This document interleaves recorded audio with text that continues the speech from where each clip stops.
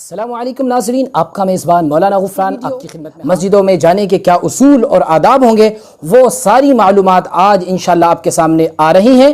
آپ لوگ ہمارے ساتھ جڑے رہیں، ویڈیو کو دیکھیں اور اپنے دوستوں میں ضرور شیئر کریں۔ تو چلیے مفتی صاحب سے انشاءاللہ رکھتے ہیں ہم ساری مسجد میں جانے کے آداب کیا ہوں گے، کس طرح سے ہم جائیں، ذرا وہ اس کی وضاحت فرما دیں۔ میری الفت مدینے سے یوں ہی نہیں۔ بسم اللہ الرحمن الرحیم، ایاک نعبد و ایاک نستعین۔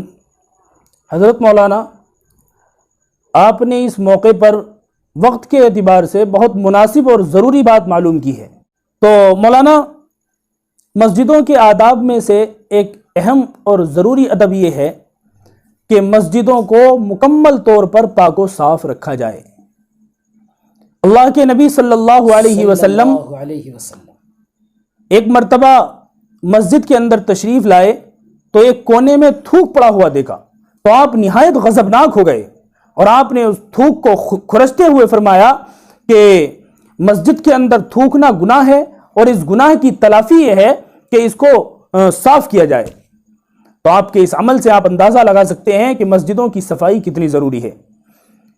ایک موقع پر اللہ کے نبی صلی اللہ علیہ وسلم نے ارشاد فرمایا کہ مجھے میری امت کے وہ اعمال دکھائے گئے کہ جن پر اجر و ثواب ملتا ہے، یہاں تک کہ وہ تنکا بھی ان اعمال میں دکھایا گیا کہ جس کو آدمی مسجد سے نکال کر باہر پھینک دیتا ہے۔ اللہ اکبر، سبحان اللہ۔ اس سے معلوم ہوا کہ اگر انسان ایک تنکا بھی اٹھا کر مسجد سے پھینک دے تو اس پر بھی اس کو اجر و ثواب ملتا ہے۔ اس موقع پر میں ناظرین سے ایک اہم بات یہ کہنا چاہوں گا کہ جیسا کہ آپ سبھی حضرات جانتے ہیں کہ الحمدللہ مسجدوں کے اندر مؤذنین ہوتے ہیں جو اذان پڑھتے ہیں اور صفائی کا بھی خیال رکھتے ہیں، لیکن سارا بوجھ صفائی کا مؤذنوں پر ڈال دینا یہ ہماری محرومی کی بات ہے۔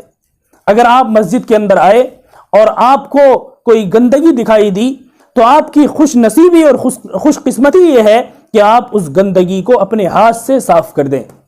آپ کو اللہ کے دربار سے ایک گندگی صاف کرنے کا موقع مل رہا ہے، یہ بہت اونچی بات ہے۔ اگر آپ اس گندگی کو از خود نہیں پھینک رہے ہیں اور مؤذن پر اس کا بوجھ ڈال رہے ہیں تو یہ محرومی کی بات ہے۔ اس لیے آپ مکمل طور پر مسجدوں کے صاف ستھرا رکھنے کا اسی طرح مولانا ایک دوسرا ضروری ادب یہ ہے کہ مسجد میں کوئی ایسی چیز کھا کر نہ جائیں کہ جس کی وجہ سے منہ سے بدبو محسوس ہو، اس لیے کہ مسجدوں کے اندر انسانوں کی ایک بڑی تعداد کے ساتھ ساتھ فرشتوں کی بھی ایک جماعت ہوتی ہے جو نیک صالح فرشتے ہوتے ہیں۔ اب انسان اگر ایسی چیز کھا کر جائے گا تو اس کی وجہ سے انسانوں کو بھی تکلیف ہوگی، فرشتوں کو بھی تکلیف ہوگی۔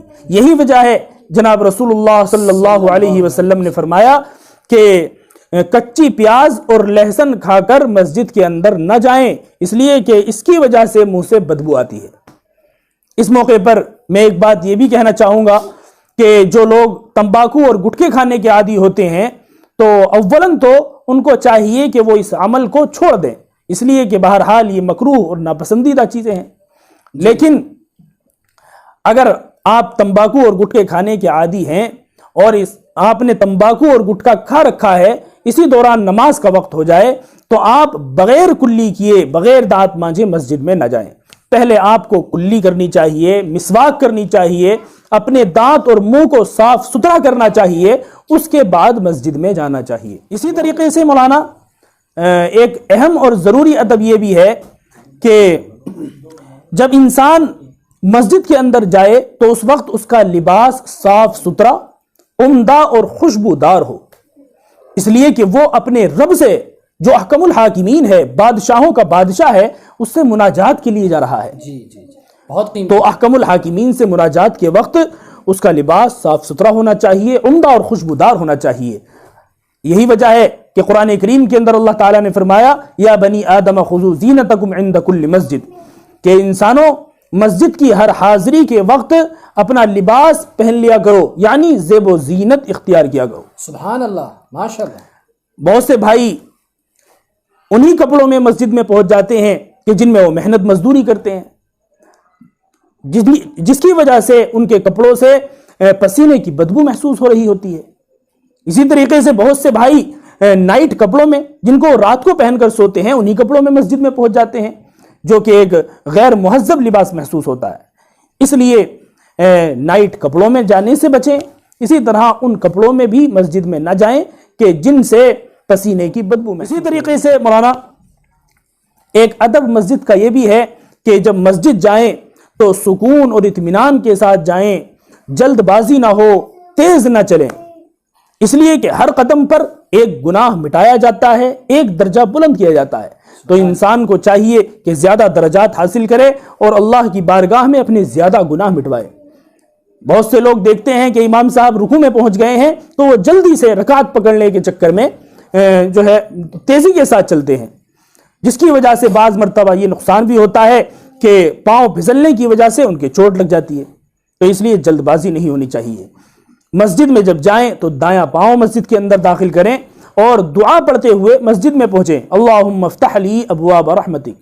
اور مسجد میں پہنچنے کے بعد انگلیاں وغیرہ نہ چٹکائیں، اس لیے کہ یہ شیطانی کام ہے اور مسجد میں شیطانی عمل سے دور رہنا. اسی طریقے سے ایک ادب میں اور آپ کے سامنے بیان کرتا ہوں جو کہ بہت اہم ہے کہ مسجد کے اندر دنیاوی باتوں سے مکمل طور پر بچنا چاہیے، اور اگر کوئی ضروری بات کرنے کی نوبت آ رہی ہے تو آہستہ سے اس کو کرنا چاہیے. بہت سے لوگ مسجدوں میں شور مچانے لگتے ہیں، آپس میں ایک دوسرے کے ساتھ بعض مرتبہ بدتمیزی کی نوبت آ جاتی ہے، تو یہ سب غلط باتیں ہیں. حضرت عمر فاروق رضی اللہ عنہ نے ایک مرتبہ مسجد میں دو شخصوں کو بلند آواز سے بات کرتے ہوئے دیکھا تو آپ نے حکم دیا کہ ان دونوں کو میرے پاس لایا جائے. چنانچہ ان دونوں کو حضرت عمر رضی اللہ عنہ کے پاس لایا گیا تو حضرت نے پوچھا کہ تم کہاں کے رہنے والے ہو؟ تو انہوں نے کہا کہ ہم طائف کے رہنے والے ہیں. حضرت عمر رضی اللہ عنہ نے فرمایا کہ اگر تم طائف کے نہ ہوتے، مدینے کے رہنے والے ہوتے تو میں تمہیں سخت سے سخت ترین سزائے دیتا. حضرت عمر رضی اللہ عنہ کے اس غضبناک رویے سے محسوس ہوتا ہے کہ مسجد میں بلند آواز سے بات کرنے کی قطعاً اجازت نہیں ہے اور یہ ناجائز عمل ہے. اس لیے مسجدوں کے آداب کا مکمل طور پر اہتمام کیا جائے. نبی کا لب پر جو ذکر